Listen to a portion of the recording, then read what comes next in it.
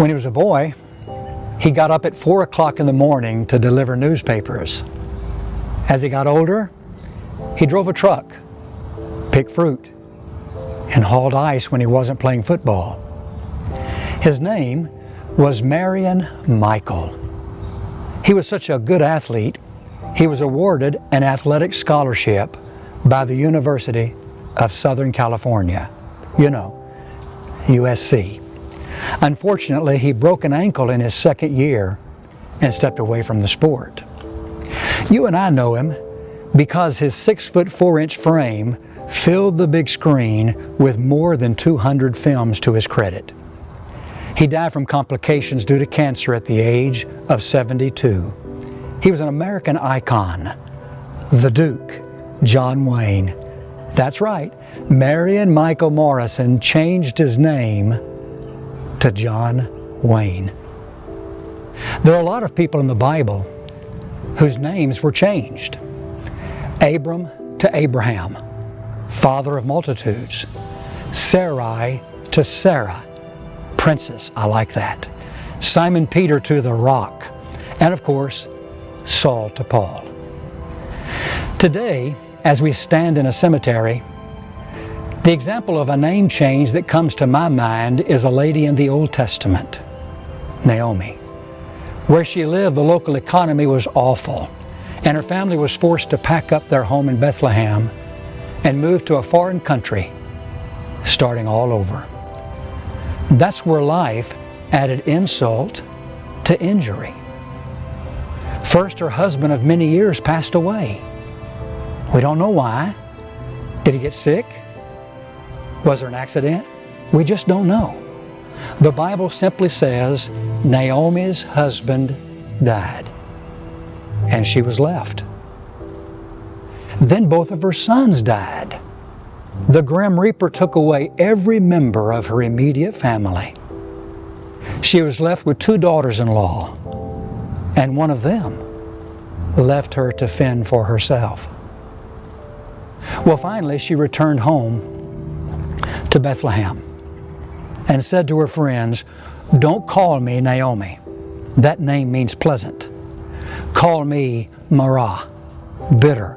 And she explained, "For the Almighty has dealt very bitterly with me." Ruth 1, verse 20. The years had been unkind, and her life had been scarred with sadness. How did she feel? Bitter. Who did she blame? God, the Almighty, has dealt very bitterly with me. Ouch. That gets pretty close to home. Like Naomi, most all of us have been disappointed with life.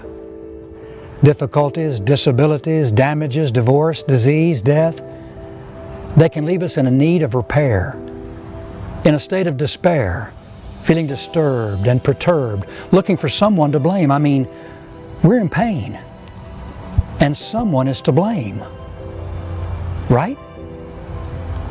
What we usually do is point our thoughts in one of 2 directions. We either blame ourselves or we blame God. We ask, what have I done to deserve this? What we're really saying is, what's wrong with me?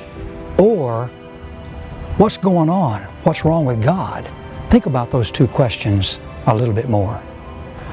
First, when we hurt, we're tempted to blame ourselves and question our own goodness. We equate suffering with sin. Go back to the book of Job. That man lost everything he had. He lost every one of his children in the same natural disaster. Then of all things, he lost his health. Listen to what his friend Eliphaz said. "Who that was innocent ever perished? I have seen those who plow or plant iniquity, sow or reap trouble." Let me paraphrase that. When did good people ever have bad things happen to them? You're having trouble, Job, because you've transgressed. You're suffering because you're a sinner. Listen to what his friend Bildad said. "Does God pervert justice?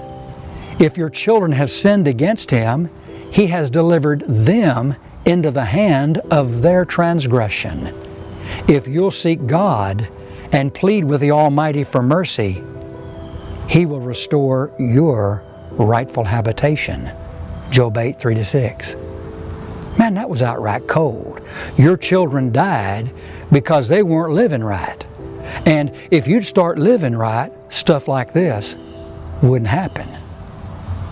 Listen to what his friend Zophar said. Know then that God exacts of you less than your guilt deserves. Job 11:6. Man, who needs friends like that? You may be hurting, but it's not half as much as what you deserve. If you suffer, you've sinned. That's what they were thinking. Remember how the apostles reacted to a man born blind? They asked Jesus, Rabbi, who sinned, this man or his parents, that he was born blind? John 9, verse 2. If you suffer, you must have sinned. But that's not always true. Jesus learned obedience through what He suffered. Hebrews 5, verse 8. Our Lord suffered, but He never sinned. Sometimes we suffer as the consequence of something we've done, and to that extent, we are culpable. But going through bad times doesn't mean automatically we've done bad things. We shouldn't be too quick to blame ourselves. Well, instead of blaming self, when they suffer, some blame God and question God's goodness. For example, grief causes some to doubt God's existence. God, are you really there? In the words of Psalms 42, verse 10, others are asking, where is your God? And they don't know how to answer. And then grief has caused others to doubt God's benevolence. God, do you really care? With David, they want to know, how long, O Lord? Will you forget me forever? Psalms 13, verses 1 and 2. If God is there, why doesn't He do something to help me? If He doesn't do something, is He really there? Does He really care? That's the idea. Well, I've got a better idea. David wrote, you have tried my heart. You have visited me by night. You have tested me. I have purposed that my mouth will not transgress. Psalm 17, verse 3. Paraphrased. God has put me to a test and allowed stuff to happen, but I'm not going to say anything bad about Him. The rest of that psalm gives us some ideas on how to think that same way. We'll look at those a little bit later on. But right now, let's be encouraged by our memory verse again. Hebrews 12, verse 11. For the moment, all discipline seems painful rather than pleasant, but later it yields the peaceable fruit of righteousness to those who've been trained by it. Isn't that a great passage? Isn't that a great thought? Things are going to get better.